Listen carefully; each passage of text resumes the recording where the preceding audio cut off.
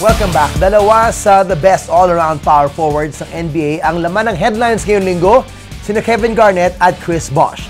Inannounce na kasi recently ni Garnett ang kanyang retirement habang si Bosh naman baka mapilitan mag-retire dahil sa kanyang blood condition. For more on these developments sa NBA, kasama natin ang basketball analyst and vlogger na si Enzo Flojo. Enzo, welcome back to The Score. Hey, alright, malapit na ang NBA. Yeah. Lots of talk about it. So exciting. Less than a month to go. Pero, syempre, mainit na balita.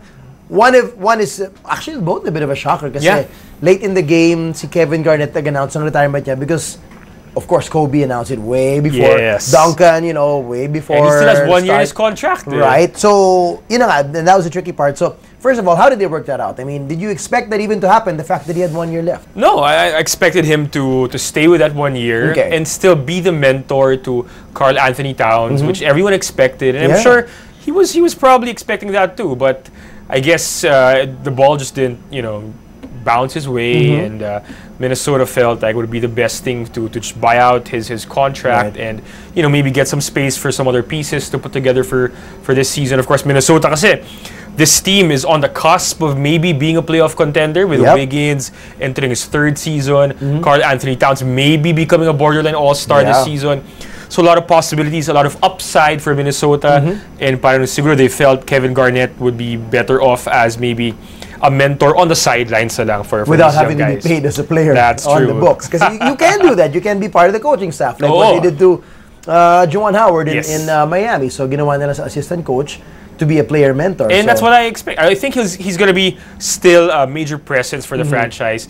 And I'm not going to be surprised if they actually build a statue for him eventually. I mean, who knows? That's how big he was in Minnesota. All right. So given that, now we look back on his impact on the NBA and what kind of a player he was. How unique was Kevin? Wow. Kevin Garnett? I remember when I was in high school, that was the first time he came into the league straight from high school naman siya. And for us growing up watching guys like Jordan and Barkley and Malone, who's this guy who's coming straight from high school, jumping into the big leagues, no? And he averaged about 10 points in his first season. Ako parang, wow, man, he has game.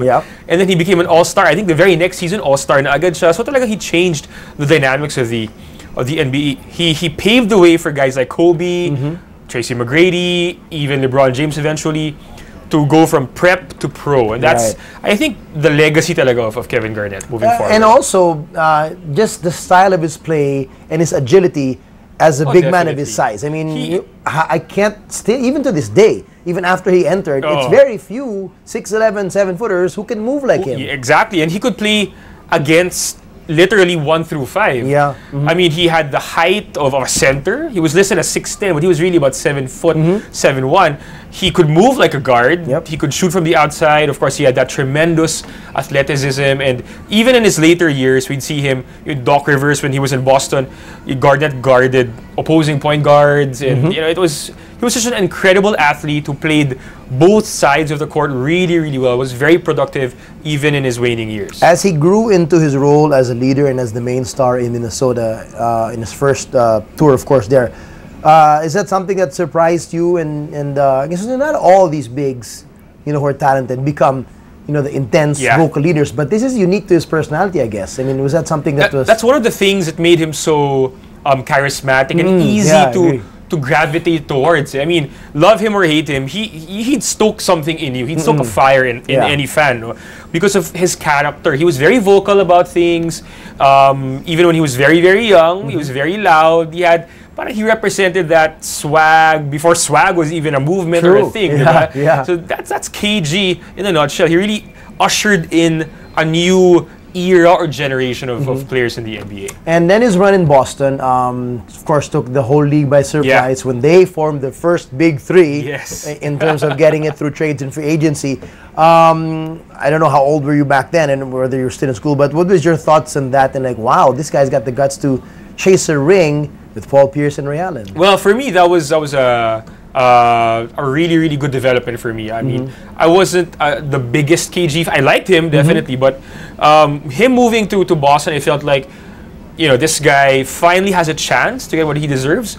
For so long in Minnesota... And he was nowhere near being a contender when he was. Kasi for so long in Minnesota, even if he was really good as an individual player, it seemed like he didn't have the pieces surrounding him that were good enough to really get over the hump. Now he had Ray Allen, Paul Pierce, Ray John Rondo eventually blossoming into a really good point guard, and finally they got the win in 2008. So there you go, and with that, cherry on top just might be enough to get into Hall of Fame. I have no doubt. Multiple, All-Stars and that.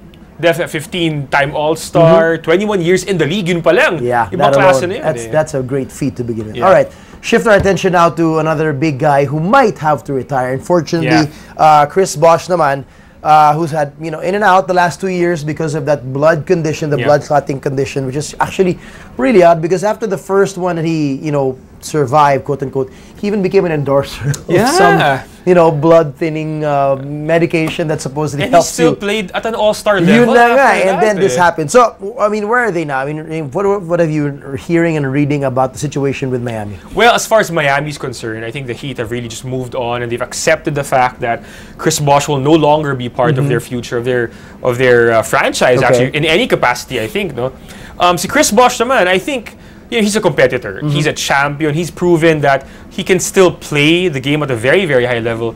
So I can't blame him if deep inside he still feels that he could play in the NBA. Right.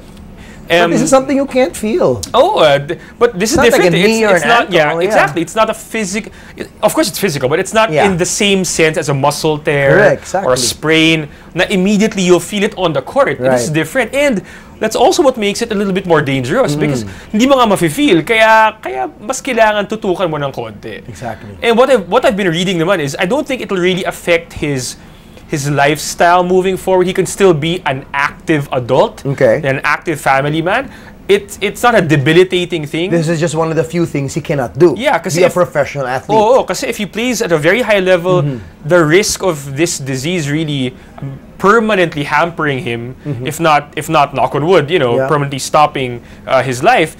It'll get heightened if he continues to play at a very high level of professional basketball. Well, if it does force him, would you say it's an unfortunate end to his career that he still had some years left in him? Oh yeah, definitely. I mean, he's 31, I think, 31, 32. So he still has a few good years in him. I have no doubt about that. And I mean, if any team takes a chance on him and he manages to play actively, I think he can still contribute and be productive. But again, I think it's too big of a risk. I mean, he has a family.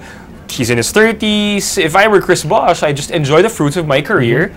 Be a commentator. He's actually pretty good. The few times he's been interviewed, so some people have said he's got a chance. He's a smart guy. He actually likes computers and coding and all those things. So I think he has enough knowledge and the skills to do what he wants to do. Unfortunately, it's just not basketball, I think, moving forward. You see it for the Heat naman, did it help for them to decide this way, the fact that Dwayne Wade was gone? I think it's really in rebuilding mode. Yeah, I think not just Wade, but so many other players left Miami, and they're really in total blow-up rebuilding mode right now. And I think it makes it easier to let go of Chris Bosh, who's the last remnant of their championship generation. No? So you let go of no more LeBron, no more Wade, no more Bosh. They can finally just move on and build around Goran Dragic, Justice Winslow, Hassan Whiteside, this new trio of guys that they have. And I think that's the mindset that Pat Riley has moving forward. All right. Well, do you see this enough as a Hall of Fame career? To be definitely not 20 years like Garnett, but got accomplishments. He didn't change the game or affect it as much as Garnett did, definitely. But I mean, you look at his numbers. He averaged about 19 points, close to 9 rebounds per game. He's a 2-time champion, 11-time All-Star. I think a couple of gold medals too. Definitely, and he rejuvenated Toronto in the post-Vince Carter era. I think those things, I mean, if you compare him with other Hall of Fame guys like Mitch Richmond or other guys who didn't even win a championship like Charles Barkley, I think definitely Chris Bosh has a solid shot, if not a strong shot, of being in the Hall of Fame. Well, we will see. But of course, all the fans of Chris Bosh and the Heat still praying for his health, and we'll see. Who knows? Things could still change. And a few months from now, he could be given a clean bill of health, and he could be back on the court. Posible. All right, so we'll be talking to Enzo more as the NBA season creeps up on us very soon. Thanks, Enzo. For more sports updates, keep watching The Score, and don't forget to subscribe.